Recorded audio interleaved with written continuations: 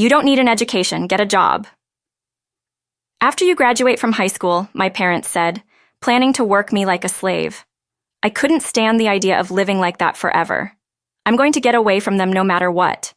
Little did I know my actions at that time would drastically change my life. My name is Fiona, and I'm 40 years old. I live and work at a hotel owned by my Uncle Henry. I'm not a part-timer, though. I'm the front office manager. It's been over 20 years since I first came to this hotel, all because of an event I would rather forget. Today, I want to share that story with you. I was born in a very ordinary rural town. My dad was a regular office worker, and my mom was a housewife. We were just a normal family like any other, with a fair share of love and care. But my life changed when my brother, 10 years younger, was born. Finally, a boy. Now our future is secure, my parents rejoiced. Dad's family home was just an ordinary house, not involved in any special business. In the countryside, boys were still favored. Girls, well, you invest in them, but they eventually leave home, they said. But a boy stays and brings home a hard-working wife. It didn't take long for them to start neglecting me. Of course, I was happy to have a little brother. Being 10 years older, maternal instincts kicked in, and I wanted to take care of him. But my parents warned, don't you dare get too close to him. Who knows what you might do to our precious boy? They would leave cheerfully, leaving me behind. Daniel, as they named him, was adored by my parents much more than they ever cared for me. Let's get dressed, Daniel, and go out today. We'll buy you anything you want, they would say, leaving me behind with chores. Fiona, you stay and do the chores. Clean, do laundry, and prepare dinner. You're not as endearing as Daniel, with those words left hanging. I was desperate to be liked by my parents. I made sure to follow their orders and behave in a way that wouldn't upset them. But a certain truth came to light. My parents' affection never returned to me. Daniel desired games, clothes, and toys without limit, and my parents indulged him endlessly. Then a certain truth came to light. Daniel is really smart, you know, like a gifted child, they discovered. Gifted, meaning born with high intelligence and exceptional abilities, according to Mom. A medical checkup revealed his IQ was higher than kids his age. He is a genius. We have always suspected it from his birth, they boasted. Indeed, you are our true child. We look forward to your future. My parents became even more doting towards Daniel. Their pampering of Daniel intensified, taking him on trips to stimulate his curiosity and spending lavishly on his education. The amount of money spent on Daniel was more than a regular salaried family could afford. The expenses strained our finances, and our household quickly fell into poverty. In their desperation to provide him with the best learning environment, my parents borrowed heavily from relatives and friends, and as I was graduating high school, the worst was thrust upon me. You don't need an education, do you? Once you're done with high school, start working and bringing money. I had never imagined that I would be denied college to fund Daniel's education. I want to go to college and study. However, my parents were furious at my words. Our family isn't wealthy enough to waste money on someone useless like you. Your grades aren't even that great, so don't be selfish, they said. That's right. Investing in Daniel is obviously a much better choice than wasting money on you. Still, I pleaded desperately with my parents. But their words were final. We have no use for someone who doesn't contribute. Our pride is all we need. With that, my spirit was crushed. An unwanted child that day, I cried bitterly, cursing my unjust fate amidst my tears. I remember the hotel run by Uncle Henry, a place we often visited before Daniel was born. I was happy and loved by my parents back then. With those memories, I found myself heading towards Henry's hotel. Fiona, is that you? What happened? Henry and Jennifer, cleaning the front entrance, rushed over as they noticed me. Overwhelmed with relief and shame, I broke down in tears. They patiently listened to my story. After I poured out everything, Henry said, "Is that so? You have had it rough, Fiona. Why don't you work here?" "Oh, what? We're always short-staffed. If you don't want to be at home, you can work here." Henry smiled and probably contacted my parents. "I'll take care of Fiona from now on. You can do as you please with her. Just send us the money," they responded. "Understood, but as an apprentice, she'll earn $600. That's the most I can offer," Henry said. "600? That's too little." Look, I'm not doing this out of charity. I'm hiring an inexperienced worker. She'll live and work here, so we'll take care of board and lodging. After deducting that, $600 is what's left. It's fair enough. Henry was firmer than usual. I worried if I was about to be put in a terrible situation. Was Henry's kind smile justified? Such anxieties crossed my mind.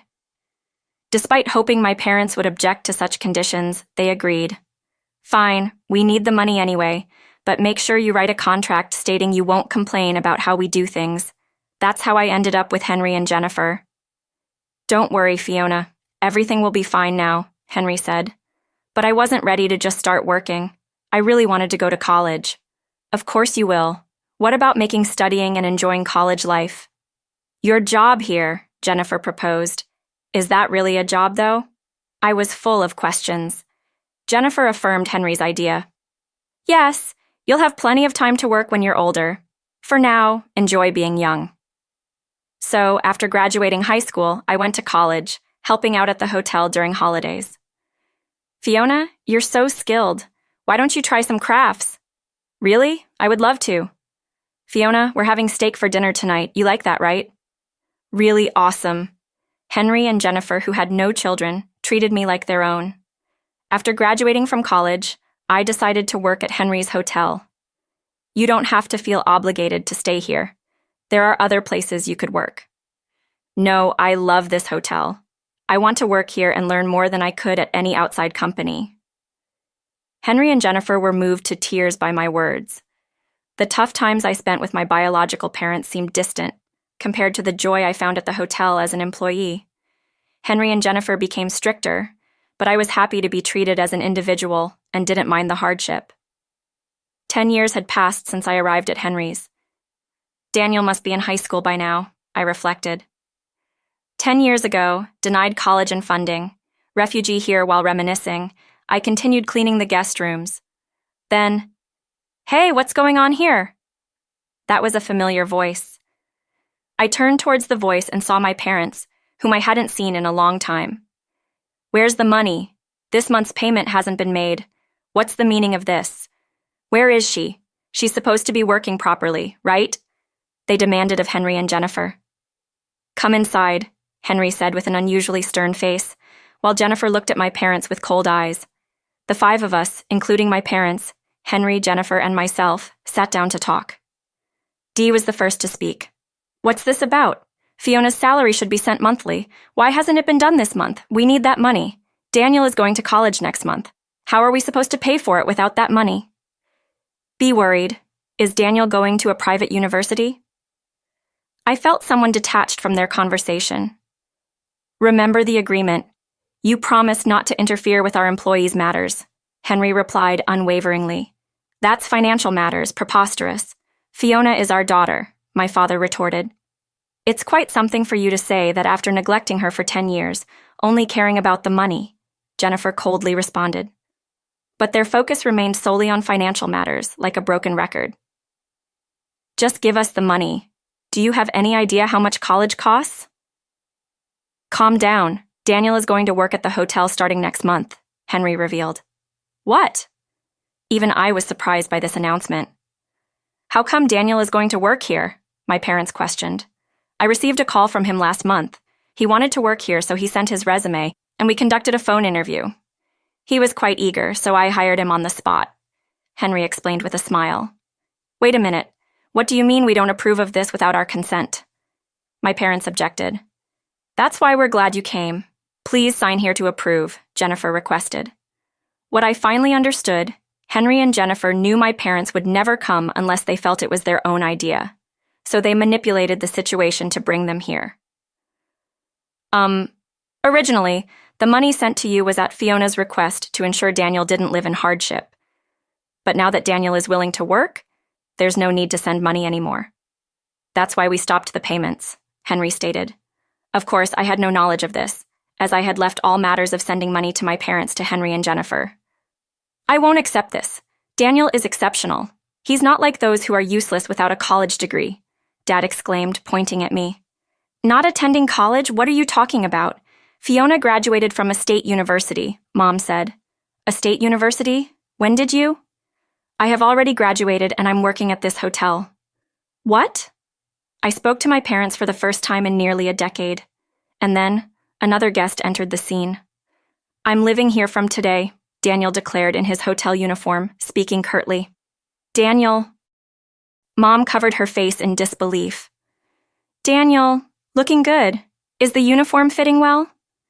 It's fine. I look forward to working with you, Daniel replied, bowing to Jennifer.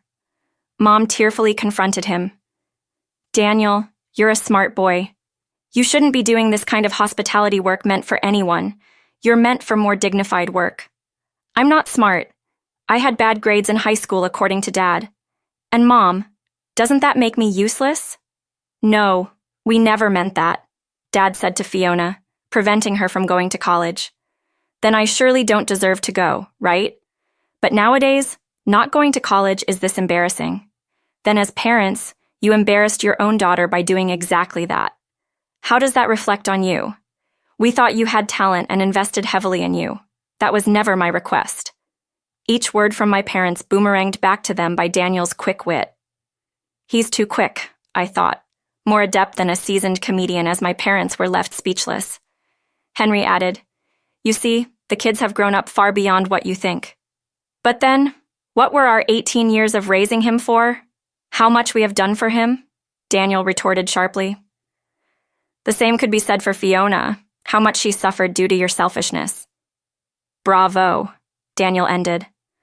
I was grateful to Daniel for voicing everything I wanted to say. I couldn't have articulated it as smoothly. I'm leaving home. If you don't sign the approval, I'll expose all you've done to Fiona, to the entire neighborhood. Rumors spread fast in the countryside, and I doubt you would want that. The countryside is indeed unforgiving, where everyone knows each other, and rumors spread like wildfire. Bad rumors spread especially fast in the countryside. It's a common occurrence there, and those rumors can turn into calamities for those involved. They knew this well, living in the rural area. Let's not make more noise than necessary. Please leave, Jennifer said, with a smile that held no warmth, essentially showing them to the door. I stood protectively in front of Daniel, ready to shield him. From now on, please leave your child to us, like Jennifer. I mastered my best smile to see them off. Unbeknownst to our parents, I have been occasionally meeting and talking with Daniel since I left home. Sneaking around to see him without our parents knowing was quite a challenge. However, I was worried about my younger brother growing up under our abnormal parents. As he became older, Daniel began to realize the abnormality of our home environment. We had built a sibling bond in secret, away from our parents. That was quite the comeback, Daniel. Well done, I said to him with a smile. And Daniel replied, That was all a script from Henry. I just followed it with a bit of improvisation. Maybe you're cut out for acting, I suggested, and he left. Are you really going to work here instead of going to college? Well, I'm not good at studying and my grades were poor, so I decided to work here. Do you have something you really want to do? What do you want, Daniel? I want to become a chef. That's why I asked Henry to hire me, to learn cooking here. Ah, that makes sense. If cooking was your only interest, I knew a culinary school about 50 miles from here. Do you want to go? But school is expensive. I don't have the money. Don't worry, leave it to me. I pulled out my mobile phone and showed Daniel my bank statement. Where did you get all this money? That's what I have saved over the last 10 years. I want you to use it. I had been saving a little from my part-time jobs and hotel salary since college, anticipating a day like this might come. Let me do something sly for once, as I smiled and tapped my chest. Daniel quietly shed tears. Daniel passed the entrance exam and was admitted to the culinary school, living in a dormitory as it was too far from the hotel. After graduating, we traveled around tasting dishes at various restaurants, and now he's the chef and owner of a restaurant specializing in creative cuisine. He's truly the capable Daniel I knew, not just in cooking but also expanding his horizons in business management and consulting. He seems to be enjoying the challenging work every day, occasionally returning to the hotel to discuss cooking and new business strategies with Henry and Jennifer. One day, I would like to come back to this hotel after getting more experience, he says. Since then, my parents, shamed by their children's departure and exposed by neighborhood gossip, have fled their home. Who liked since then the information that the house is toxic? It's best to stay away. To do such a thing as selling their children, it's just awful. I don't want anything to do with them. The house is considered toxic, and they have become isolated, now living quietly somewhere else. Occasionally, they contact Henry and Jennifer, longing to hear from or see their children. You don't have children. We're taking care of them. No. But they firmly rejected. As for me, I'm still working hard every day as the front office manager. Recently, Henry and Jennifer made me an offer. How about taking over the hotel eventually? We know it's a demanding job, but we believe Fiona can handle it. Hotel manager Jennifer had aged considerably, and it's clear they both want to retire and enjoy the rest of their lives. I understand. I'll do my best to repay your kindness, I replied without hesitation. I'll need to be calm and composed considering I'll be the hotel manager one day. It's been a tiring life, but now I find each day fulfilling. I used to live so carefully not to upset my parents, but now here I am instructing employees to greet customers with a loud and cheerful voice. That's what I'm doing now. Life is really unpredictable. Whenever I see you, Fiona, you're always so beautiful and energetic. What's your secret? Customers sometimes ask this. I always respond. Perhaps it's living each day with dedication.